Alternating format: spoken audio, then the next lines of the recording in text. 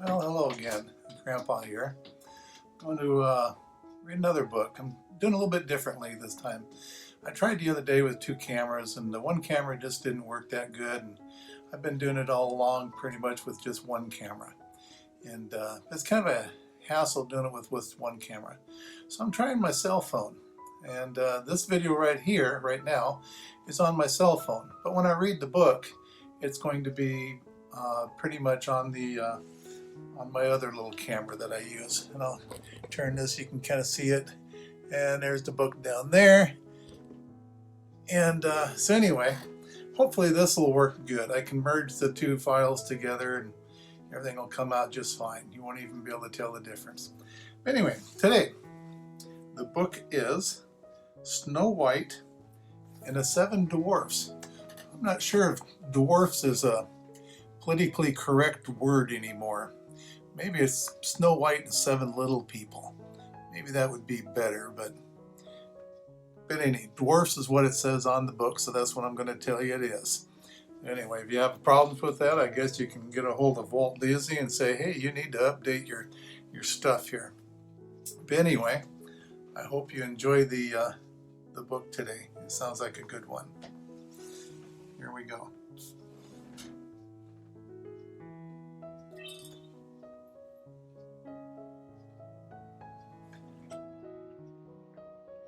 Snow White and the Seven Dwarfs.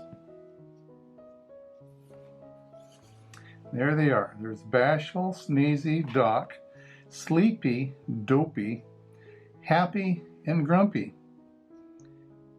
You think Dopey and Happy would kind of go together. Anyway.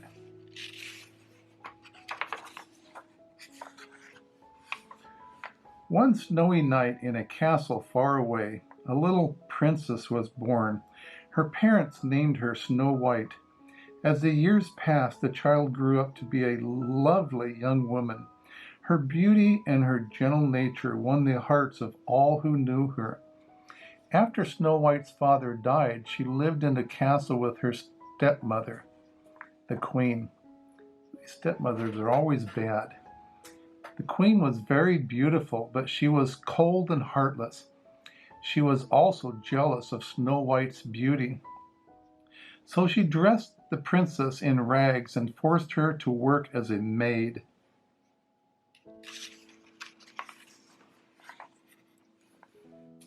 The queen's most prized possession was a magic mirror.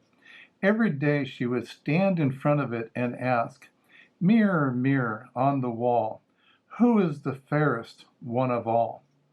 And every day the mirror would reply, "You, O Queen, are the fairest in the land." While the queen spent her time admiring herself in the mirror, Snow White worked long hours in the castle. She always did her chores with a smile, often singing while she worked. One day, as she drew water from the well, she sang a song about her fondest dream. She wished a handsome prince would come to the castle and carry her away.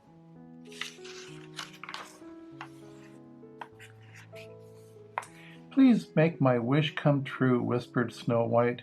No sooner had she said these words than a handsome prince appeared next to her. Snow White gazed shyly into the prince's eyes. The prince fell in love instantly, but Snow White suddenly became frightened and fled to the safety of the castle. That evening, as usual, the queen asked the mirror, "Mirror, mirror on the wall, who is the fairest one of all?" But this time her mirror replied, "Her lips blood red, her hair like night, her skin like snow, her name Snow White." The queen was furious that she immediately called for her huntsman. "Tomorrow take Snow White deep into the forest and kill her," she commanded. Then she gave the huntsman a jeweled box and told him to bring her proof that he had obeyed the order. The huntsman feared the evil queen and promised to do as she wished.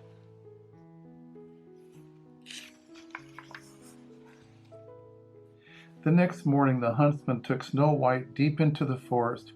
He watched as the princess stopped to place a baby bird back in its nest. At that moment the huntsman knew he would never harm this kind-hearted girl. He fell to his knees and begged her for forgiveness. "My dear princess," he said, "you are not safe. The queen is jealous. She has orders. She has ordered me to kill you, but I could never hurt you." Quickly, he added, "run into the forest and never return." Snow White was frightened by his words, but did as she was told. She ran and ran until she could run no further. Lost and alone, she sank to the ground and sobbed herself to sleep. The huntsman placed an animal's heart inside the box the queen had given him and presented it to her that night. The evil woman rejoiced, for she believed the huntsman had carried out her order. "Now I am fairest one of all," she exclaimed triumphantly. When she awoke the next morning, Snow White found herself surrounded by forest animals, curious birds, rabbits, squirrels, chipmunks, and even a mother deer and her fawn crept up for a closer look. Snow White laughed. She didn't feel lonely any longer. "Do you know of a place where I can stay?" Snow White asked her woodland friends. In response, two little birds chirped excitedly and began to tug gently at her cape. Snow White followed her new friends to a tiny cottage nestled amongst the trees. "Oh, it's just like a doll's house," Snow White exclaimed. Since no one seemed to be home, Snow White stepped inside. "Oh my, what a terrible mess," she cried. She stared in wonder at the 7 little chairs. "7 children must live here," she said. "I'll just tidy up a bit and surprise them. Perhaps they'll let me stay for a while." Snow White began to clean the cottage. The animals helped her sweep and dust and washed and scrubbed. Soon the cottage was neat and tidy. Snow White went upstairs, where she found 7 little beds lined up in a row. Each one had a name carved on it. "What funny names for children," remarked Snow White as she read the names aloud. "Happy, Dopey, Grumpy, Sleepy, Bashful, Doc, and Sleepy." Then she yawned. "I'm a little sleepy myself," she added. Snow White lay across the tiny beds and promptly fell asleep. Meanwhile, 7 little men were hurrying home from a hard day's work in the diamond mine. They didn't know it, but they had a surprise waiting for them, for these were the 7 dwarfs who lived in the cottage where Snow White lay sleeping. They sang merrily as they walked through the forest. Doc led the way with the lantern. Behind him was Grumpy, Happy, Sleepy, Sneezy, Bashful, and last of all, Dopey.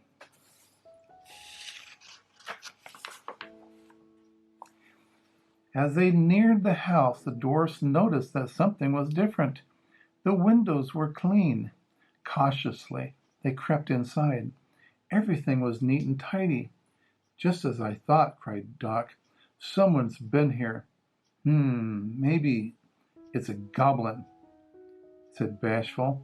"And maybe it's still here." "Only one way to find out," said Grumpy.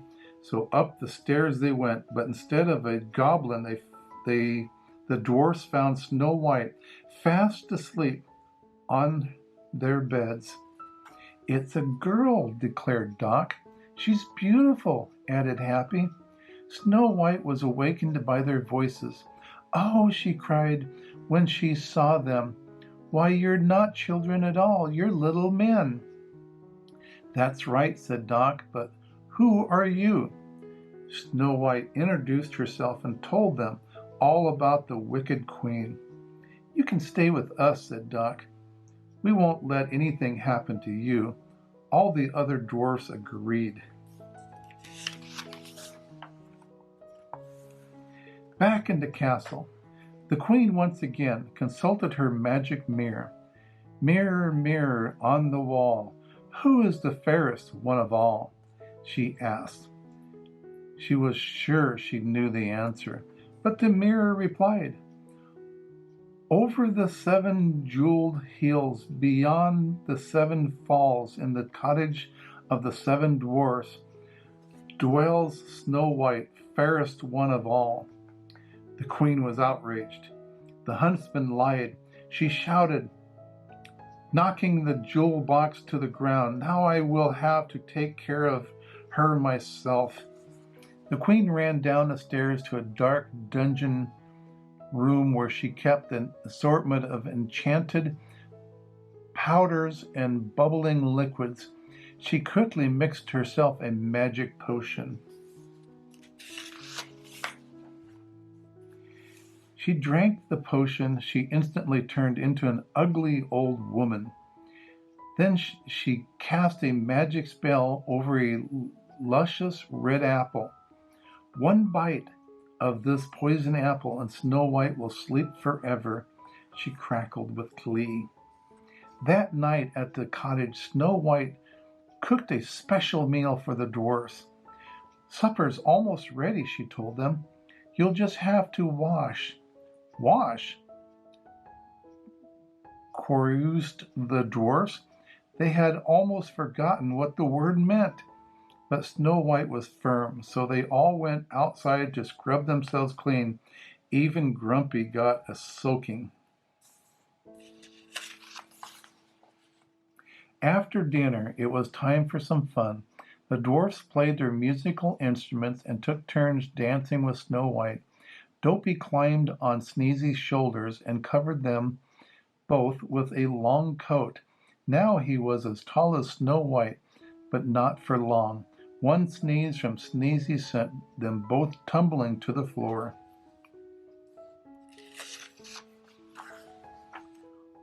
Before they set off for work the next morning, Snow White gave each dwarf a goodbye kiss. Beware of strangers, warned Doc. "No telling what that wicked queen might do." "Don't worry," replied Snow White. "I'll be careful." After the dwarfs left, Snow White began making pies. "All alone, my pets?" she heard someone ask. Snow White turned and saw an old woman at the window. "How would you like to taste one of my nice apples? They're wishing apples, you know," the old woman said. "They do look good," replied Snow White. The animals recognized the queen at once, but Snow White didn't. Snow White took the apple and made a wish. As soon as she bit into the apple, she fell to the floor. Only love's first kiss could wake the sleeping princess. "Ha, ha, ha," crackled the queen. "Now, my pretty princess, you will sleep forever." The animals hurried to the mine. They tugged at the dwarfs' clothes until the little men understood that something was terribly wrong. The dwarfs jumped onto the deer and headed for the cottage. On their way, they spotted the old woman and recognized the queen in her disguise. "Follow her," Grumpy shouted, so they chased her all the way up a steep cliff.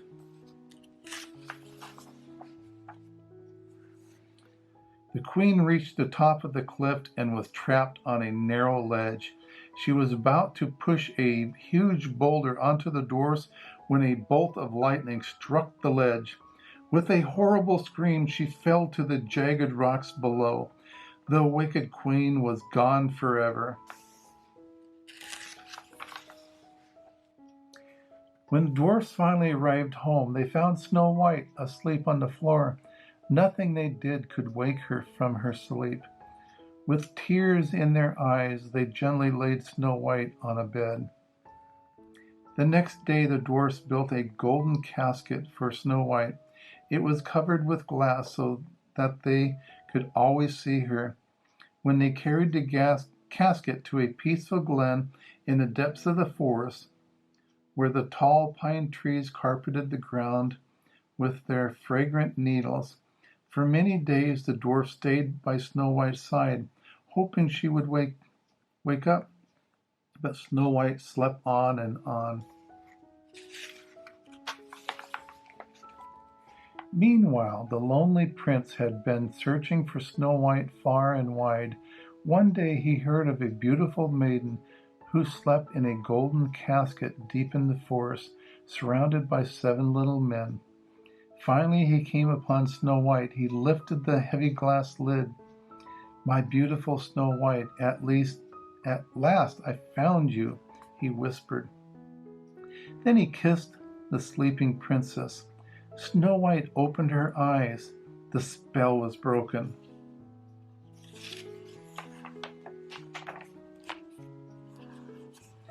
The princess gathered Snow White in his arms and lifted her onto his horse. This time Snow White was not afraid of her handsome prince. "Goodbye," she called out to the dwarfs. "You have been good, kind friends. I will never forget you."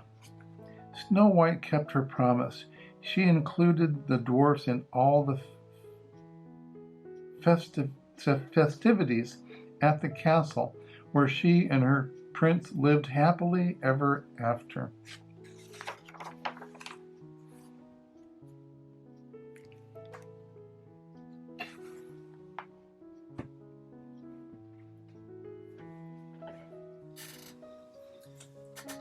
And there you have it.